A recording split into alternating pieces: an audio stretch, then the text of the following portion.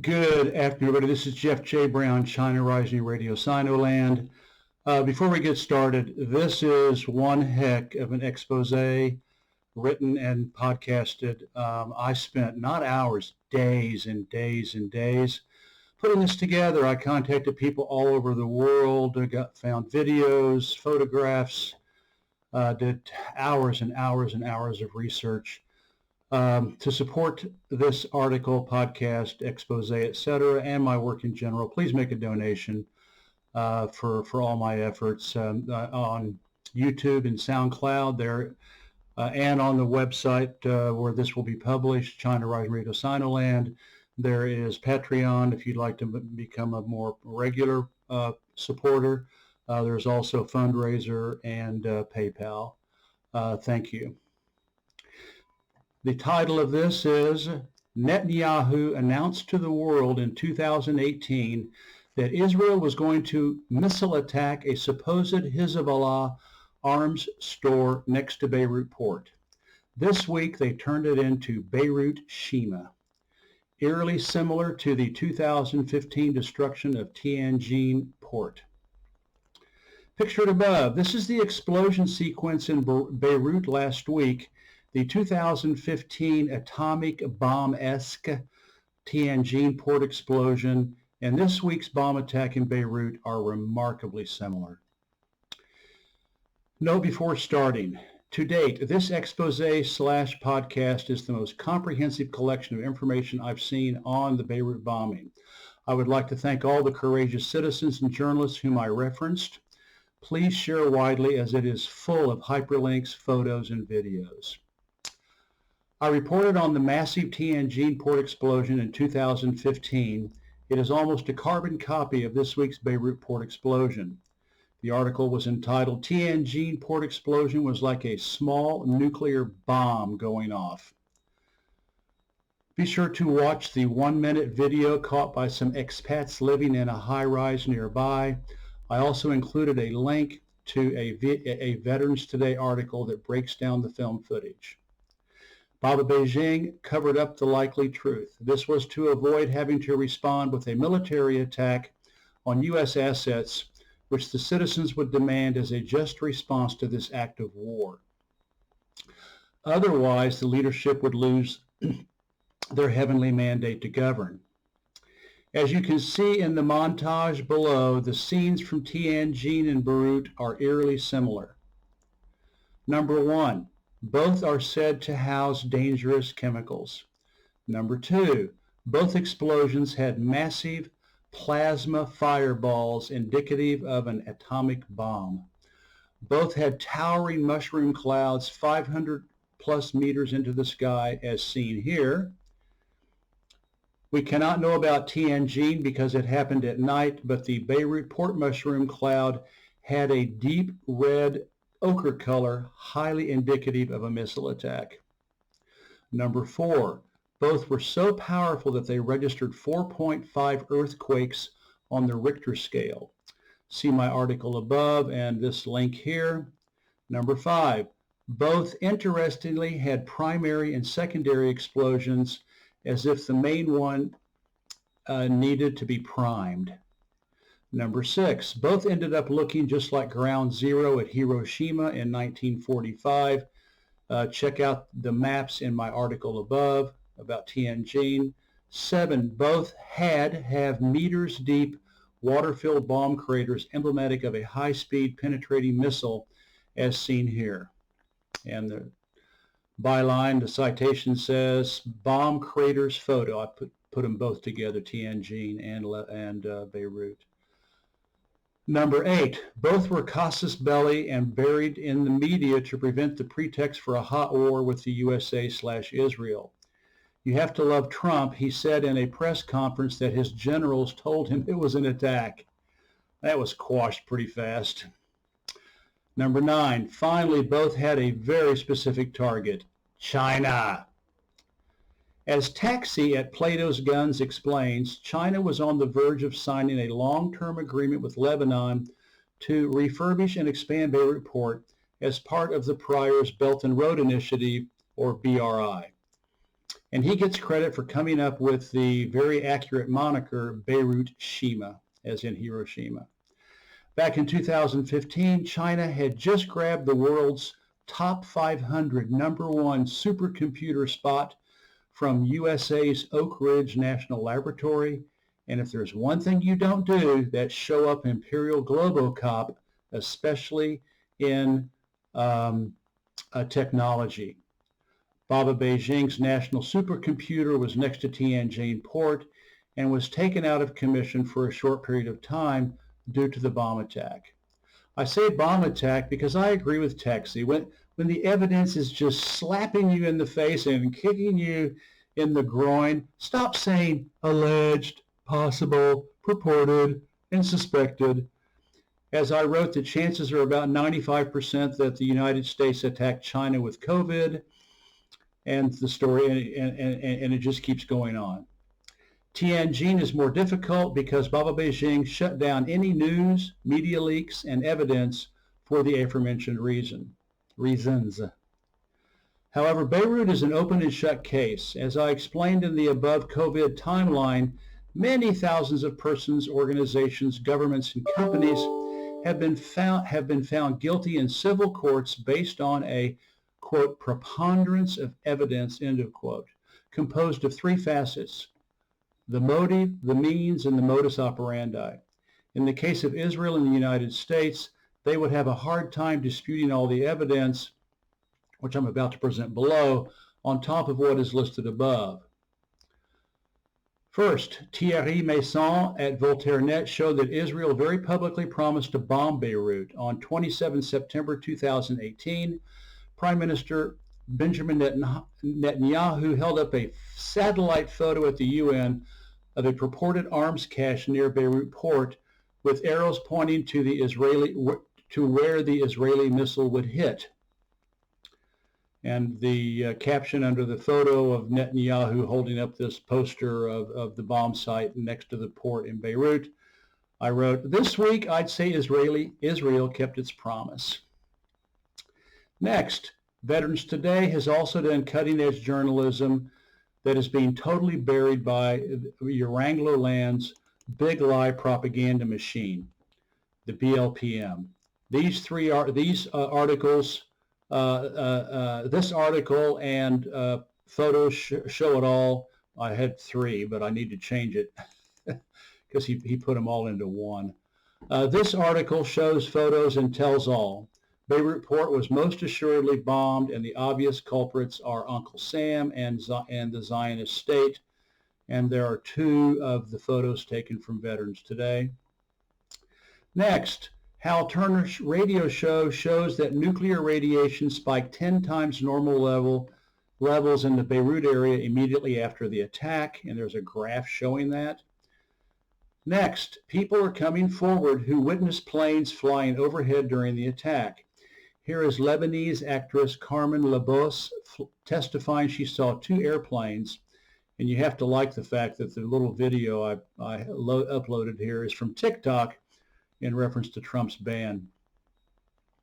In the one below, there are two eyewitnesses who saw airplanes during the attack, with the third talking about the ammonium nitrate stored there.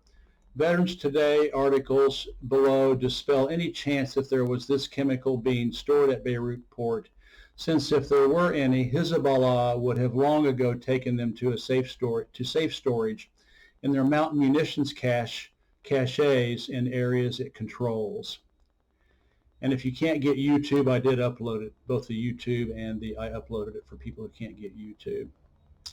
Next, others were caught on film pointing to the sky, seeing and hearing airplanes during the attack.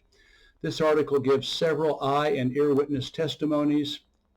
In the above article, there is a video from a man working in Beirut port testifying he heard two planes bomb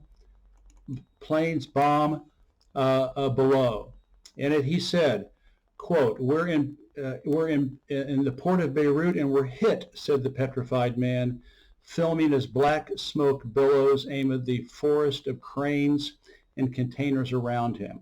A transport vehicle buzzes past. 1 minute ago, there was an airplane that did 2 strikes. That or one plane made a strike, and then another came and made another strike, he continues, aiming the camera to show smoke rising into the sky over French CMA CGM containers, some of them lit with amber flames. We've really been hit, he says. I don't know what is happening. He quivers before the video cuts. The man is feared to be among the more than 170 people killed, a toll expected to rise as rescue teams continue to find the corpses of the missing. End of outtake from that article above. Next, here is a person's phone video clip of the explosion. The person explaining it shows how he accidentally filmed what sure looks like an F-16 flying by right as the explosion hit. He's speaking Italian and walks you through it, but stop the video at 16 to 17 and 40 to 41 seconds to see it. The plane banks in and then flattens out. Who flies the Lockheed Martin F-16 Fighting Falcon? Israel has over 300 of them and uses them constantly to terrorize its neighbors with bombing attacks.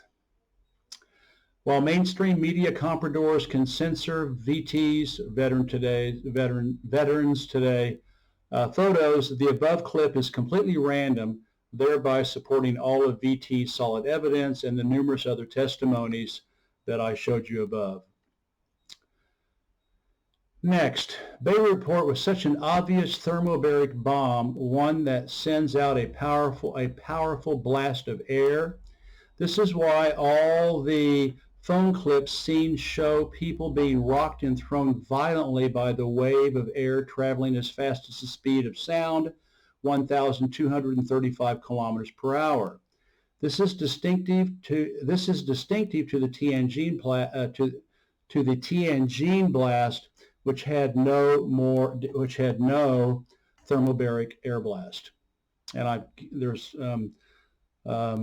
3 embeds to show the explosion in Beijing and the clear thermobaric cloud, white cloud air mass being blown off. To prove the point, here is footage of a much smaller one being tested in Syria, saying it was Israel's, and I have the upload. This article associated with the above clip says it was Russian, but I ask you, why would Russia need to test a thermobaric bomb in Syria when it has 9 million square kilometers of mostly wilderness? Who has no place to do weapons testing? Israel. So we can assume it was theirs. Like I wrote in the China trilogy, see below, 6 Mossad agents dressed up as Arabs were caught waiting around well in advance, then filming and dancing wildly in celebration during the 9/11 bomb attacks on the WTC Twin Towers. Telling the police they were Israeli agents, they were, of course, never questioned and allowed to leave the USA. It's called getting away with mass murder. Now we have another Israeli government official, Moshe Feiglin, a former member of Israel's Knesset, which is their parliament, celebrating that the destruction of Beirut Port was a gift from God.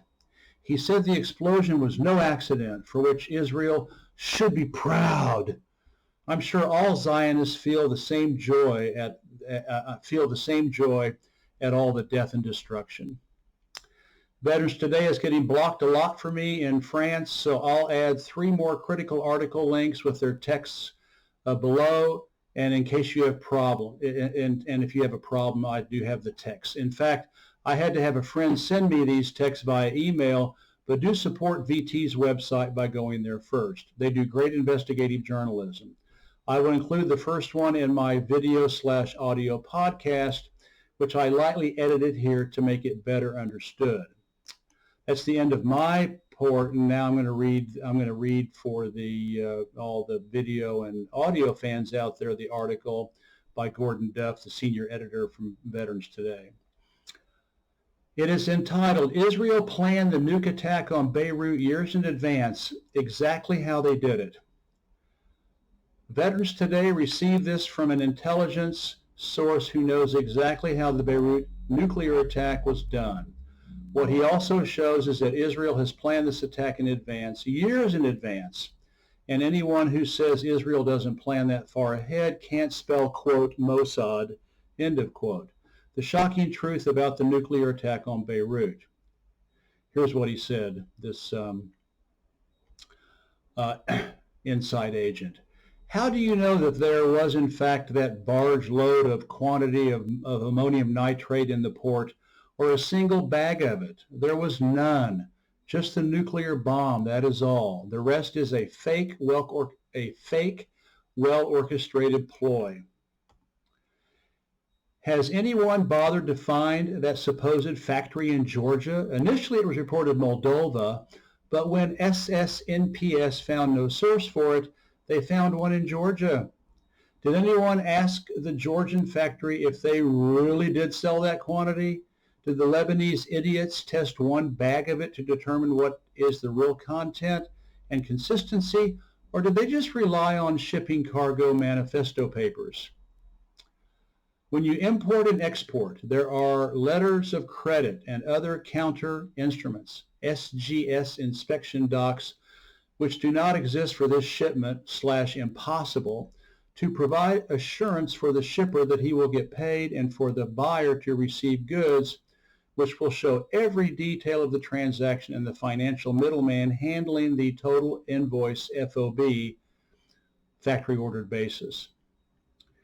Did anyone look at these docs to see who was the real buyer and how he paid for it, in fact? This supposed buyer already changed 3 times in 4 days, and no one thought of it as just an Israeli front company that is, in fact, fictitious. There is no problem of its non-existence because it was not the intended recipient of the ammonium nitrate shipment in the first place. It was through using a route diversion tactic intended for Beirut delivery. I want to cut this short. It is all fake, and now, today, we are repeating it in the port of Aden in Yemen. Smart port authorities immediately denied the media reports. Here is how either the Mossad or CIA orchestrated the scam. Number 1, they shipped something like dirt or rocks in bags that are falsely labeled ammonium nitrate. They used a Russian/Israeli operative, the so-called Russian businessman in Cyprus, to buy a ready-to-salvage ship, paying nickels and dimes for it. They loaded the bogus content on and made false shipping papers with a fake African buyer that no one ever even checked if it exists or did the purchase in fact, or why he abandoned the $2+ million of goods he paid for, etc., etc. Number 4, afterward, they changed route of ship from Istanbul to Greece to Beirut. They brought a bunch of, number 5, they brought a bunch of road paving heavy wheels and cracked the deck of the ship, and then paid off a bunch of Lebanese agents/officials at the port and unloaded the falsely labeled sandbags on shore. Number 6, then they sunk the ship and waited for 2 days before the sham court decision came out to strengthen their alibi and put blame on the Hezbollah. Number 7, they surely did not expect the court decision to take that long, but they made sure the Israeli/American agents at the port are compliant with keeping that dirt stored for years at great cost for the port. Number 8, it was all a cover-up for the nuke drop. That is all. Number 9, if you are engaged in import-export business, which I did for 2 decades from China, India, South America, and the Middle East, you will know how silly the Lebanese are. Ports charge storage by the square foot at a hefty price, especially in a covered hangar. Number 10, you're telling me entire hangar number 12 was for 6 years, that too has changed 3 times, granted free to store the dirt bags, never liquidated at customs auction at year's end? What a joke. Someone got paid to cover up the shipment until it was needed for the right time, a day or 2 before the court pooped its worthless and hoax decision. If this was in fact ammonium nitrate with high consistency, the Hezbollah or dozens of militias and smuggling gangs would have raided it in the first couple of months in storage. I have 17 cousins who would have done that. They know every cranny of every port in Lebanon and what's in it, what will be arriving, the following week, passing through Dabusia to Syria, and get premium price for it. Israeli agents are continually at the port. In fact, they run the port. Everybody knows that. Are you to believe that they don't check and audit shipping manifestos and track it all the way from source port for almost every Middle East country? Come on. One day I will have time to publish my horror experiences with the Israelis on this shipment tracking issue. Number 13, the final point. I may have left out 11, 10, 11, and 12, but I think you got them. Number 13, fake Georgian source, fake buyer, fake salvage ship, fake content for cover story that was delayed to put to use because of a court decision. The only real deal is one heck of a nuke, and I would not rule out U.S. action here along with the Israelis. That's the end of that, I think, very important article from Veterans Today. There's two more from Veterans Today that I included as text in the article here in case you cannot get Veterans Today like I can't sometimes. This is Jeff J. Brown. Thank you. And again, please consider making it a donation for everything that I did over the last 5 or 6 days to bring all this information to you. Thank you. Bye-bye.